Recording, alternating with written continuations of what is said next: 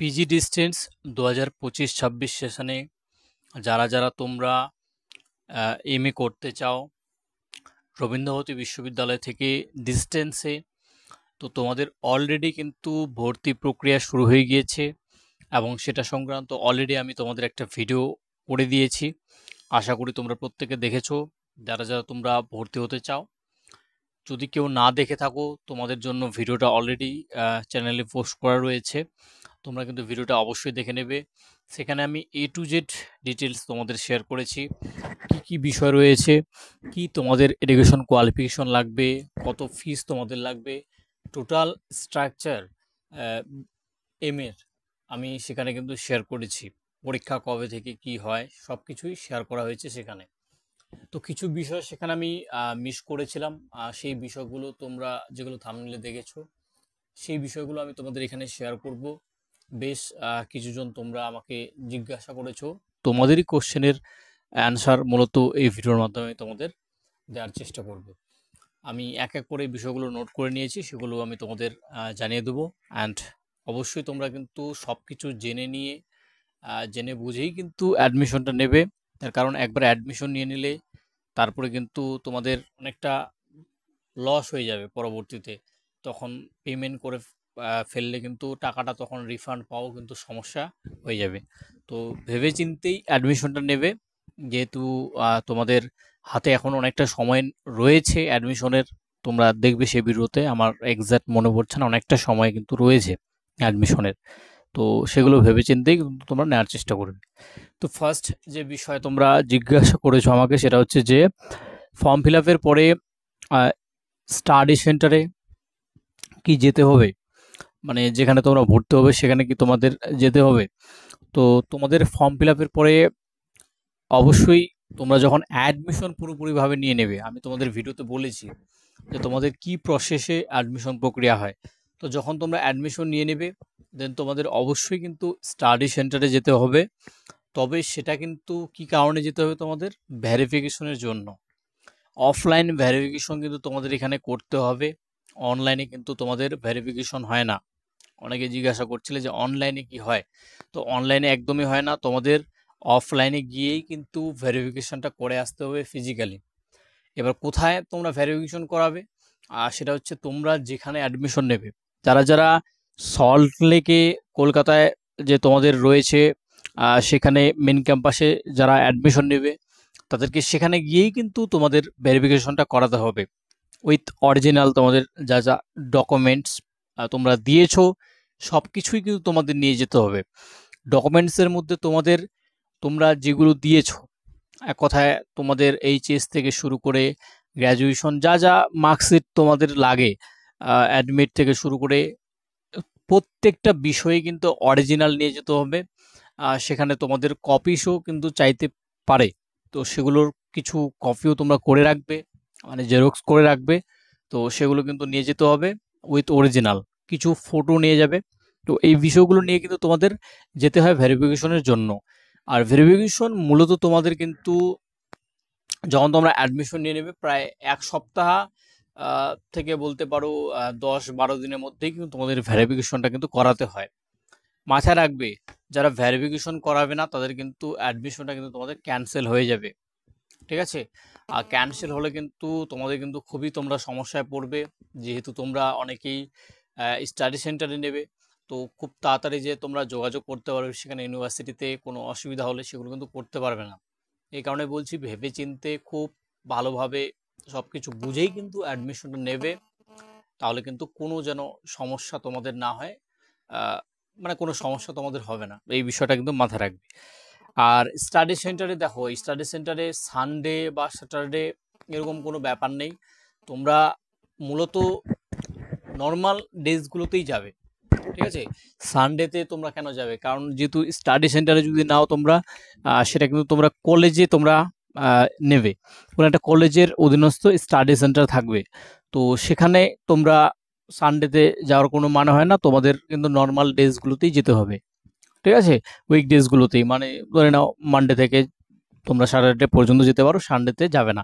কারণ এই দিনগুলোতে কাজ হয় না। মানে সানডেতে তোমাদের এক্সাম হতে পারে, এক্সাম হয় তোমাদের, সানডেতেই, মূলত সানডে এবং স্যাটারডেতে। কিন্তু তোমাদের এই কাজগুলো কিন্তু তোমাদের নর্মাল ডেজগুলোতেই করতে হবে, একইভাবে যারা মেন ক্যাম্পাসে নেবে তাদের কিন্তু সেম বিষয়। ঠিক আছে, এবারে হচ্ছে অনেকেই জিজ্ঞাসা করছে একটা বিষয় নিয়ে, সেটা হচ্ছে যে তোমাদের এক্সামিনেশন সেন্টার কোথায় পড়ে।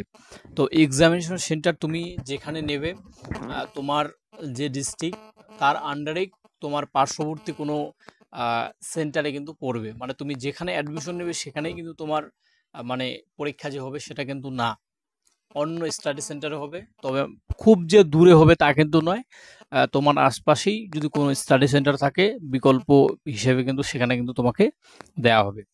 ঠিক আছে, এই বিষয়টা গেল স্টাডি সেন্টার। পরীক্ষা তো আমি বলেছি যে 6 মান্থ অন্তর অন্তর তোমাদের পরীক্ষা হবে। পরীক্ষা তোমাদের সিবিসিএস মোডে হয়। এক্ষেত্রে তোমাদের কিন্তু আরও আমি ওখানে বলেছি পাসিং মার্কস থেকে শুরু করে বাকি বিষয়গুলো তোমরা সেই ভিডিওটা দেখবে, সেখানে ডিটেলস আরও বলা হয়েছে। এবার ক্লাস কতদিনে হয়, এই বিষয়টা অনেকে জিজ্ঞাসা করছো। তো দেখো, ক্লাস তোমাদের কিন্তু আমি যদি বলি, খুব কম স্টাডি সেন্টার রয়েছে যেখানে খুব ভালোভাবে কিন্তু ক্লাসেস হয়, বলতে পারো। তাছাড়া বাকি সেক্ষেত্রে খুব যে তোমাদের ডিস্টেন্সে ক্লাস হয় সেরকম কিন্তু নয়, খুব একটা চাপ কিন্তু তোমাদের থাকে না। তোমরা নিজেরা নিজেদের মতো করে পড়ে কিন্তু তোমরা কিন্তু চাইলে কিন্তু পরীক্ষা দিয়ে কিন্তু পাশ করতে পারো। তোমাদের যে মানে খুব একটা বোঝা ক্লাসের, মানে তোমাদের মানে করতেই হবে এরকম কোনো কিন্তু বিষয় কিন্তু নেই। ক্লাস চাইলে তোমরা করতে পারো, অথবা নাও করতে পারো, সেটা তোমাদের উপরে ডিপেন্ড করছে। আর ক্লাস খুবই কম হয়, ক্লাসের ভরসাটা খুব একটা রাখবে না যে খুব ক্লাসেস হবে তোমাদের, সেটা খুবই সীমিতভাবেই হয়।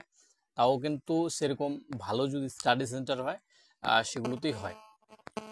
তো এই হচ্ছে বিষয়, ক্লাসের বিষয়টা বাধ্যতামূলক নয়, এটা মাথায় রাখবে।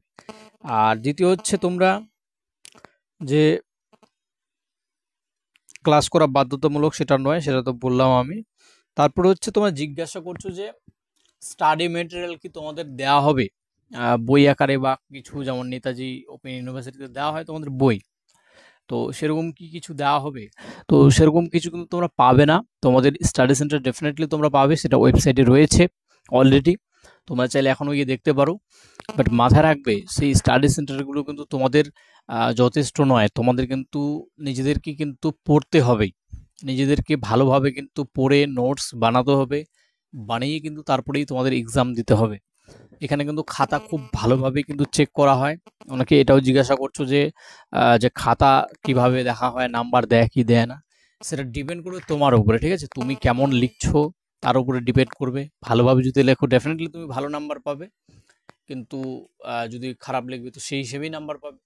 তো সেরকম কোনো ব্যাপার নেই যে খাতা দেখা হয় না, খাতা ডেফিনেটলি দেখা হয়।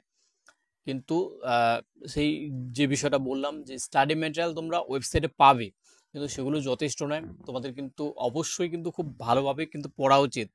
আর সিলেবাসও কিন্তু খুব যে মানে কি বলবো, খুবই যে তোমাদের মানে একদম মানে কিছু নেই সেরকম কিন্তু ব্যাপার নয়।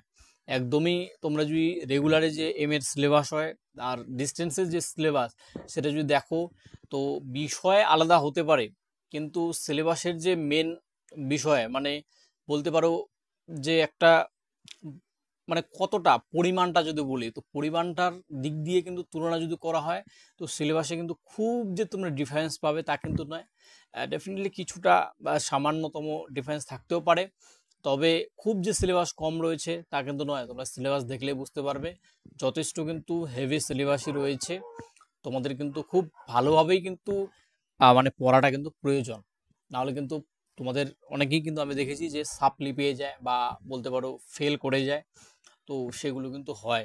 ঠিক আছে, এমনটা নয় যে প্রত্যেকেই পাশ করে, পরীক্ষা দিলেই যে পাশ করবে তা কিন্তু নয়, অনেকে ফেলও করে। তো ভালোভাবেই পড়াটাও কিন্তু খুব দরকার। ঠিক আছে, এই হচ্ছে বিষয়, এই বিষয়গুলো তোমরা বলেছিলে, আমি বিষয়গুলো শেয়ার করলাম। অ্যান্ড মাথায় রাখবে তোমরা কিন্তু যারা ভর্তি হচ্ছ আগে ডিটেলস পুরোভাবে দেখবে, তারপরেই ভর্তি হবে, যেহেতু সময়টা যথেষ্ট রয়েছে। তো সব কিছু ভেবে চিন্তেই কিন্তু অ্যাডমিশনটা নেবে। আর কোনো রকম কোনো অ্যাডমিশন সংক্রান্ত যদি হেল্প লাগে ডেফিনেটলি আমাকে কমেন্ট করে জানাবে। আমি অবশ্যই তোমাদের সেই বিষয় নিয়ে অবশ্যই জানানোর চেষ্টা করব তোমাদের। আর আমরা ব্যাচ নিয়ে আসি বাংলা বিষয়ে, যারা অ্যাডমিশন নেবে তোমরা অবশ্যই আমাদের ব্যাচ চলে আসবে, পেইড ব্যাচ হবে সেটা। তো paid batch, paid notes batch, সেখানে তোমরা নোটস পাবে, সাজেশন সেখানে দেওয়া হবে তোমাদের। এছাড়াও তোমাদের গাইড করা হবে সেখানে কিভাবে তোমরা এক্সাম দেবে, কি কি বিষয়ে কিভাবে কি করতে হবে সব কিছুই কিন্তু তোমাদের গাইড করা হয় সেই পেইড নোটস ব্যাচে। খুবই সীমিত মূল্যেই তোমাদের সেই ব্যাচ নিয়ে আসা হয় প্রত্যেকবারই। বর্তমানে আমাদের এখন তোমরা বলতে পারো সেকেন্ড সেমিস্টারের আমরা শুরু করছি খুব শীঘ্রই আবারও নতুন একটা ব্যাচ। তারপরে অলরেডি আমাদের থার্ড সেমিস্টার কমপ্লিট হয়েছে, তোমাদের আগের ফার্স্ট সেমিস্টারটাও কমপ্লিট হয়েছে তোমাদের আগের যারা ব্যাচের ছিল। তো যারা বাংলা বিষয়ে ভর্তি হচ্ছ তোমাদের চিন্তার কোনো কারণ নেই, তোমরা কিন্তু অবশ্যই পেইড নোটস ব্যাচে যুক্ত হয়ে যাবে। সেখানে তোমাদের পুরোপুরিভাবে গাইড করে দেওয়া হবে, তোমাদের কোনো টেনশনই থাকবে না একদমই, তোমরা যদি সেই ব্যাচে ভর্তি হয়ে যাও। ঠিক আছে? আর কোনো রকম কোনো অসুবিধা হলে অবশ্যই তোমরা কিন্তু জানাবে কমেন্ট সেকশনে। আর একটা বিষয়, আমাদের এই ভিডিও ডেসক্রিপশন বক্সে তোমরা গ্রুপের লিঙ্ক পাবে, আমাদের হোয়াটসঅ্যাপ গ্রুপের লিঙ্ক, সেটা আমাদের চ্যানেলেরই অফিসিয়াল হোয়াটসঅ্যাপ গ্রুপের লিঙ্ক। সেখানে অবশ্যই যুক্ত হবে, তার কারণ আমি কিন্তু ভিডিও খুব একটা করতে পারি না, সেখানে কিন্তু আপডেট পেলে অবশ্যই আমি আপডেট কিন্তু শেয়ার করে দিই। তো আপডেটগুলো জানার জন্য অবশ্যই তোমাদের কিন্তু থাকতে হবে। অ্যান্ড আমি খুব শীঘ্রই তোমাদের বিভিন্ন যেগুলো সরকারি বেসরকারি চাকরির নোটিফিকেশনেরও আপডেট ভিডিও নিয়ে আসবো। এছাড়াও কম্পিটিটিভ বিভিন্ন ক্লাসেসও নিয়ে আসবো। আমি কিছুদিন ব্যস্ত থাকার কারণে, কিছুদিন বলতে বেশ ভালো একটা সময় ব্যস্ততার মধ্যে রয়েছি বলে কিন্তু কোনো ভিডিওস কিন্তু সেভাবে কিন্তু করিনি। তো তোমাদের খুব শীঘ্রই কিন্তু মানে চ্যানেলে অনেক ভিডিওস কিন্তু আসতে চলেছে। তো অবশ্যই চ্যানেলটিকে সাবস্ক্রাইব করে প্রত্যেকে। আর কোনোরূপ কোনো কমেন্টস থাকলে অবশ্যই কিন্তু তোমরা জানাবে। ঠিক আছে? থ্যাংক ইউ সকলকে।